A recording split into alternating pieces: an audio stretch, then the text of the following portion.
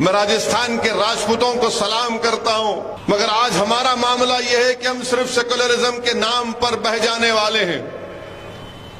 कोई भी सियासी जमात आकर आपको सेकुलर कहेगी तो आप पानी पानी हो जाते हैं, मगर यह भी तो देखो कि आपको हासिल क्या हो रहा है। मगर आपके पास आप बोलेंगे कि नहीं, हमारे पास 9 मुस्लिम एमएलए हैं, ये 9 रतन है, ये लीडर नहीं है आपके, ये तमाम के तमाम 9 रतन है, ये कभी मुंह नहीं खोल सकते।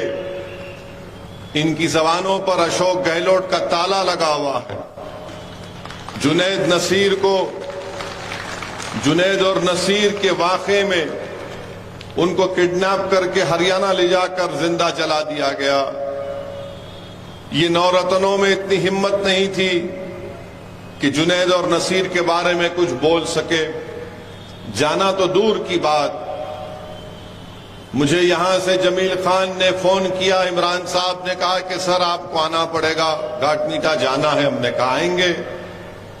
मैं गया जुनैद और नसीर के गांव को, वहां पर मुलाकात, उनके घर वालों से मुलाकात हुई। मुख्यमंत्री को बार बार याद दिलाना पड़ा अशोक गहलोत साहब को कि आप जाइए। बड़ी मुश्किल से वहां पर पहुंचे। अब जुनैद नसीर के पास आप देखिए कि उसमें भी डिस्क्रिमिनेशन, उसमें भी तासुबियत का मुजाहरा किया गया। कन्हैया लाल की मौत हुई, हम उसकी मजम्मत करते हैं, कंडेम करते हैं। कन्हैया लाल को मारने वाले टेररिस्ट हैं, मैं मानता हूं। तो जुनैद और नसीर को मारने वाले टेररिस्ट नहीं कहेंगे तो क्या उनको आप क्या कहेंगे? उनको क्या देशभक्त कहेंगे? उनको क्या कहेंगे आप? कन्हैया लाल का कत्ल अगर दहशतगर्दों ने किया तो यकीनन किया है, तो जुनैद और नसीर को मारने वाले भी तो दहशतगर्द हैं।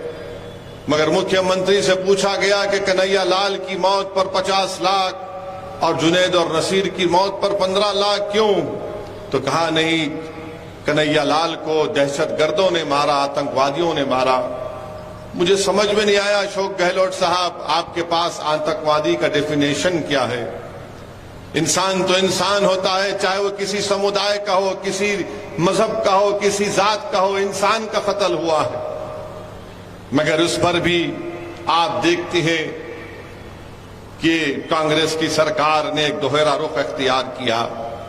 मैं राजस्थान के मुसलमानों से पहले भी कहा और आज भी कह रहा हूं कि आपको और हमको सबक हासिल करना चाहिए हमारे गुज्जर भाइयों से,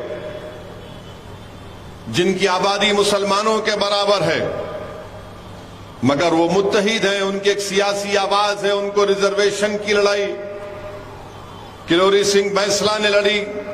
मैं उनको सलाम करता हूं कि उन्होंने अपनी पूरे समुदाय को एक जगह जमा किया, और जब कभी भी उनके मुतालिबात को, उनकी डिमांड्स को सरकारें नहीं सुनती तो रोड पर निकल कर आते उनके एक इशारे पर लोग।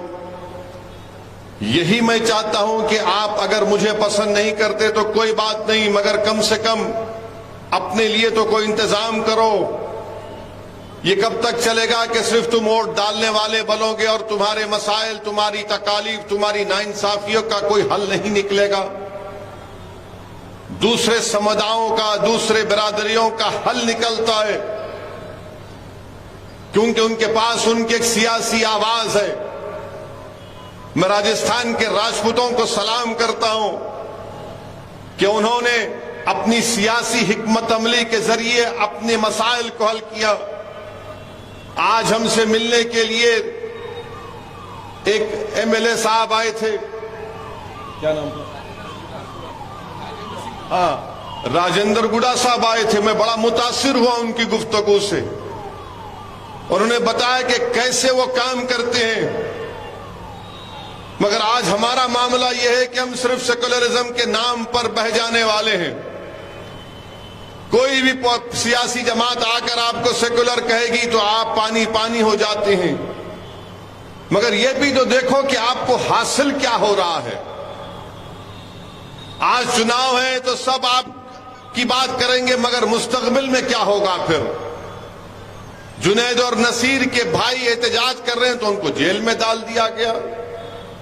अभी हम निकल कर आ रहे थे तो अलवर से हमारे पास हमारे भाई आए जिन्होंने मुझे बताया कि मौसम को